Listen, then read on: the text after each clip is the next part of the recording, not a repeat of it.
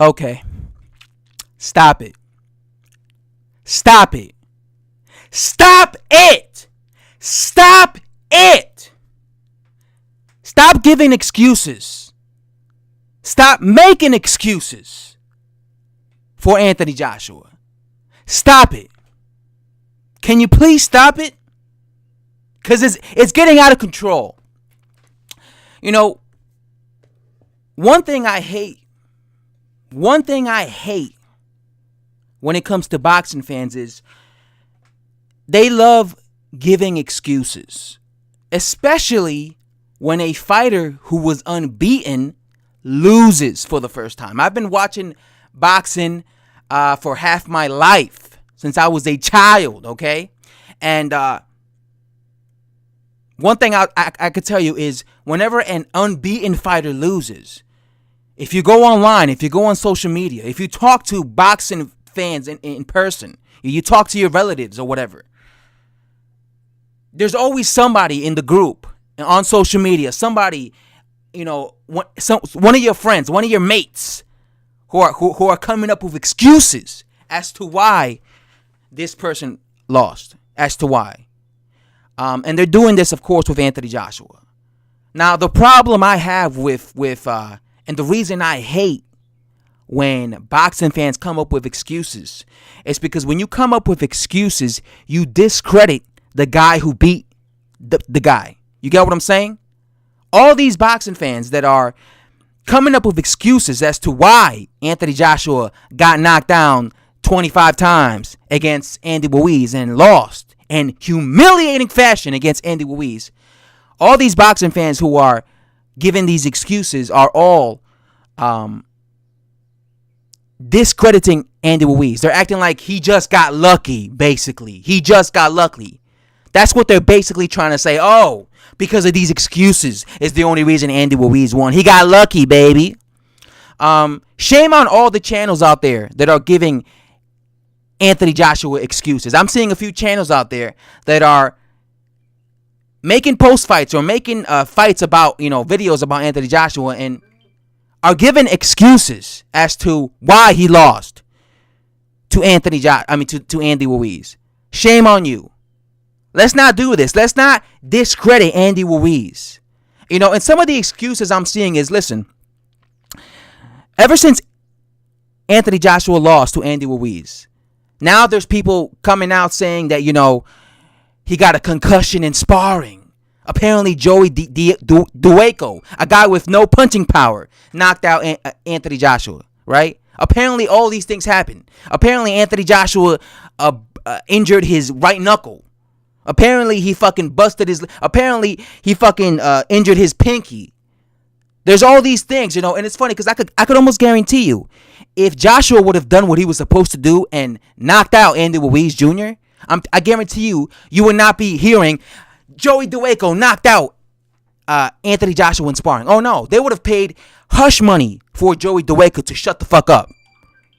The reason all these things are popping out of the woodwork is so gullible boxing fans or gullible Anthony Joshua fans could look at that and be like, oh shit, that's why he lost.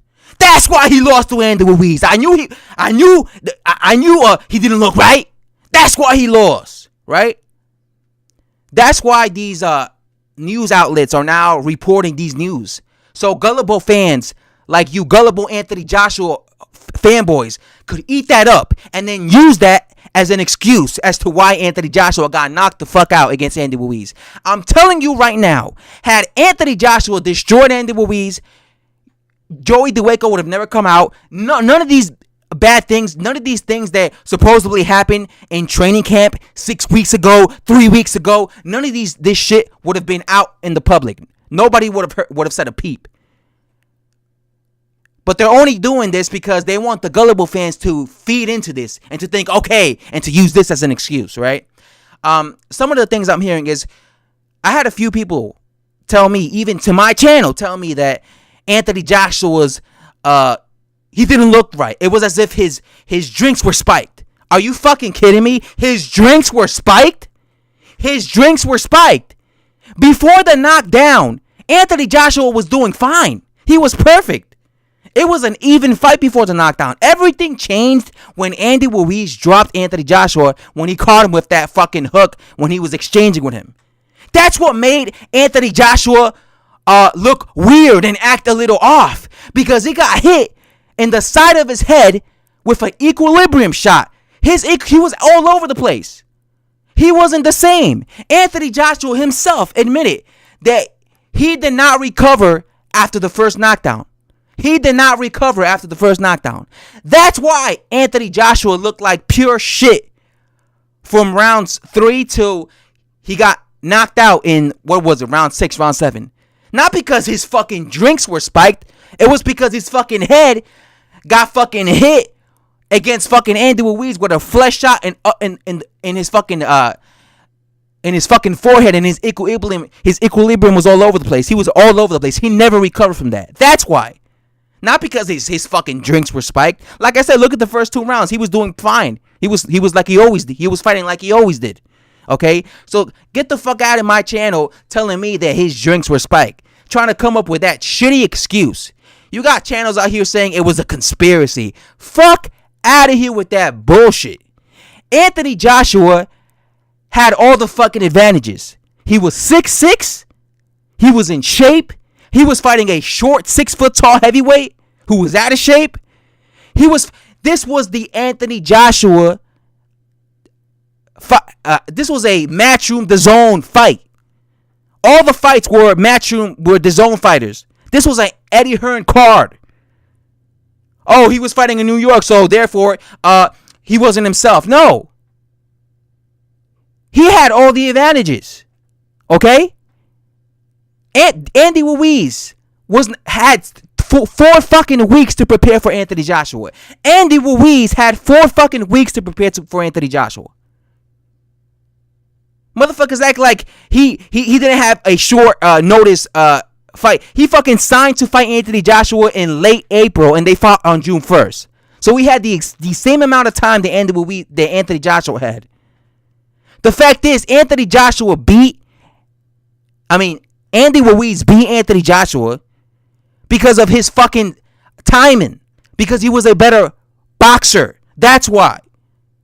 Stop giving this man excuses. Oh, he got concussed in sparring. He got concussed, Rick. He got concussed. This is why he didn't look, this is why he didn't look the same. Get the fuck out of here. I even heard that that Anthony Joshua was up in the scorecards at the time of the stoppage. I don't know how true that is, because I haven't really even done research on it. But if that is true, that's a fucking disgrace. That just goes to show you they were planning on robbing Andy Ruiz Jr. Because at that particular time, Andy Ruiz Jr. had dropped AJ 4 fucking times. He should have been way ahead.